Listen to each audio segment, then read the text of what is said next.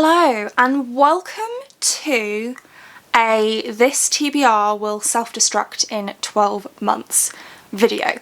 This is something that I saw maybe last week on Jade from JD Ray Reads channel, and I think that she got the idea from Becca and the Books. I could be wrong about that, but I'm pretty sure that's what she said. So I will go ahead and link their channels down below for you. Go and check them out if you haven't already. The basic idea is that you look at your TBR shelf and you pick off some books that have just been there for ages and that you haven't been getting to and that you might not get to, and you give yourself a set period of time to get to those books, after which if you don't read them, they are unhauled. So I have picked 12 books and I'm assigning myself 12 months, i.e. the whole of 2022, to read these. If I haven't read them by the end of 2022, then I will be unhauling them. And I'll tell you my reasons for each book as I go through.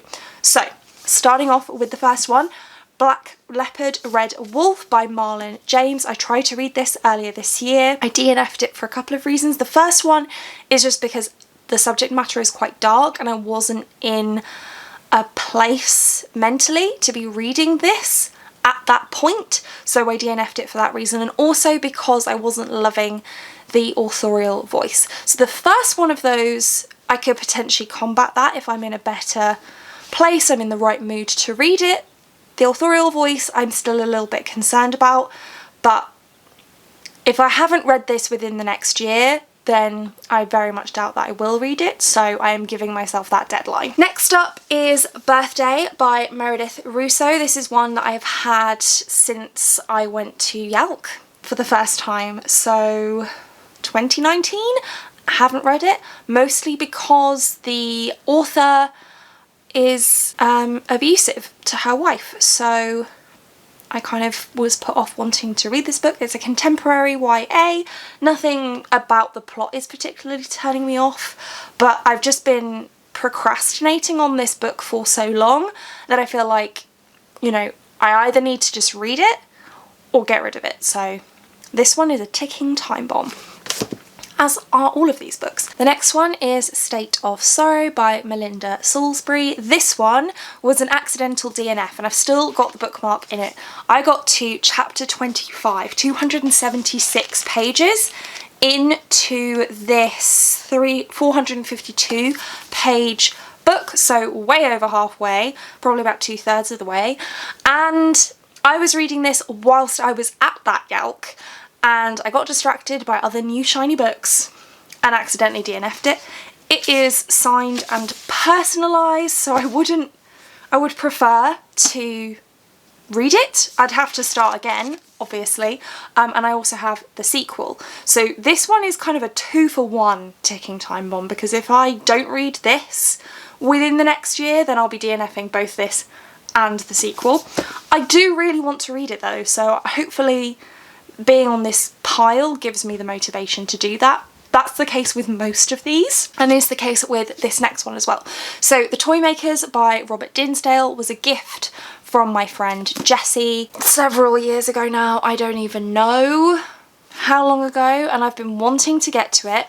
I keep getting put off because it takes place after or during the First World War, which I don't really like World War I or II stories, so that's kind of what's been putting me off this. But I did do try a chapter of it, and I quite liked the writing style, so I need to just get around to this, so that's why it's on this list to push me to actually get to it. Similar thing with this next one. This is Warstorm by Victoria Aveyard. This is the 4th and final book in the Red Queen series. I've read the first 3 books and I really liked the first one the first time I read it, when it originally came out, and then I read it again years later and I still liked it. I didn't love it as much, but I did still like it. Book 2 was fine, book 3 was fine. So because of all that fineness, I haven't been kind of motivated to pick up this final installment, but supposedly this is a really good final book in the series. It's chunky, which for most people would put them off, but for me is actually an attractive feature. So again, I just need a little bit of extra motivation to make the time for this in my TBR. So it's on this self-destruct pile. Next up is one that I have ummed and erred about so much that that's why it's on this list. It needs to either happen or I need to just accept that it's not happening and move on with my life. And that is Rage of Dragons by Evan Winter. And the reason this is here and that I've been so conflicted about this is because of the seriously mixed reviews that I've heard.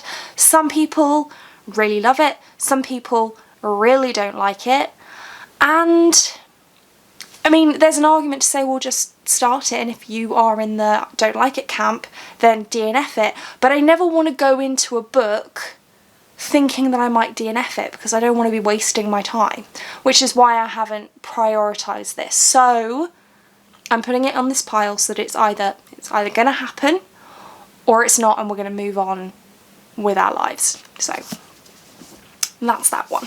Next up, we have The Light Between Worlds by Laura Weymouth. This one is one that I hauled and didn't realise until after I had hauled it that it was, it's basically like, it's portal fantasy, a little bit like the Chronicles of Narnia, because it also takes place during World War II.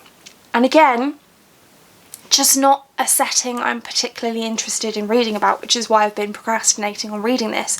So either I need the push to just try it, or I need to accept that it's not going to happen. So it's on this list.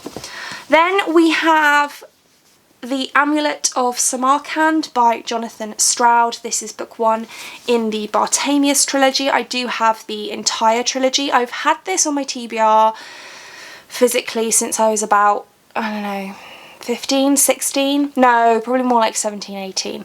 It was gifted to me by a friend. I mean, secondhand. They were on hauling books and they gave it to me. It was in a box in my garage for years and years and years. Well, my parents' garage for years and years and years. And then when I finally had kind of recovered it from there, I had heard that Elle say that this is one of her favourite series, so I wanted to give it a go. And then it's languished on my shelf for 3 or 4 years more. So I need to just either try it or move on. There's a theme here, yes? Starseeker, similar thing, by Tim Bowler. Again, was probably in the same box as this, to be honest. And my friend Jessie, the same one that gave me the Toy Makers, said that she really enjoyed this, so I kept it on my TBR to give it a go. I need to actually give it a go. Next up we have The Book of Dust by Philip Pullman. So I really like the original His Dark Materials trilogy. I read it for the first time when I was 10, 11. Like through that year I read the 3 and I really liked them. I've reread them a couple of times since then. I think they hold up. They do really well for both a middle grade young adult and adult audience, in my opinion. And I really like that trilogy. This is a continuation, which I'm always a little bit sceptical of. This is actually a prequel, I think, this one, and then so this is Le Belle Sauvage trilogy. This volume 1 is a prequel to the His Dark Materials trilogy, and then so this is The Book of Dust, and then The Secret Commonwealth, I think, is the second book. It takes place after His Dark Materials. But I've just heard not great things about this, if I'm being honest. I picked it up because there was a kind of buy one get one free or half price thing in Waterstones, and I was buying something else and I saw this and I was like, I kind of want to give that a go. I think I've been putting it off because you can over-egg a pudding, right? And supposedly this over-eggs the pudding massively, so a bit unsure on that one. This next one, White Teeth by Zadie Smith. I picked this up when I went to the book wholesaler place with my sister back in the summer. Was that this year or last year? This year, I think. And yeah, this year. Man, it's been a long year. And honestly, I don't know why. I feel like I picked it up because I got a little bit overexcited with all of the cheap books. I mean, this was like, what, £3? So you can kind of see why. But am I realistically going to read this? Well, we're going to find out. If I don't read it in the next year, then it's going to find itself a new home. And then last but by no means least, we have the only hardback on here, because I feel a certain kind of way about hardbacks, that they're generally more expensive, so that's probably why. And that's The Court of Miracles by Kester Grant. Did I buy this mostly because it's absolutely stunning? Yeah, I did. I did do that. It's very, very, very pretty. Sprayed edges and everything. It's gorgeous. But I haven't read it. Because this is hardback, you can tell I bought this when it first came out, which was in 2020. So not as long ago as I thought. I think it's a Les Mis retelling. I don't really like the story of Les Mis. I find it depressing. I've only ever seen the film once. Didn't like it. And I know that's an unpopular opinion, but I don't generally like depressing stuff, so I bought it because it's pretty. I don't like the story it's based on. Whether or not I would like this is a question mark, so I need to stop hanging on to it just because it's pretty. I need to either read it or move on with my life, which is the theme, I think, that we've discovered through this. So this is this TBR will self-destruct in 12 months. TBR. 12 books, I have 12 months to read them, and if this time next year I haven't read them, then they will be unhauled. I feel like this is a good move for me, hopefully. Let me know what you think. Let me know if there are any of these that you are convinced that I will really enjoy, and I will prioritise those, hopefully. But either way, these will have to happen in 2022. If not, they're not happening at all.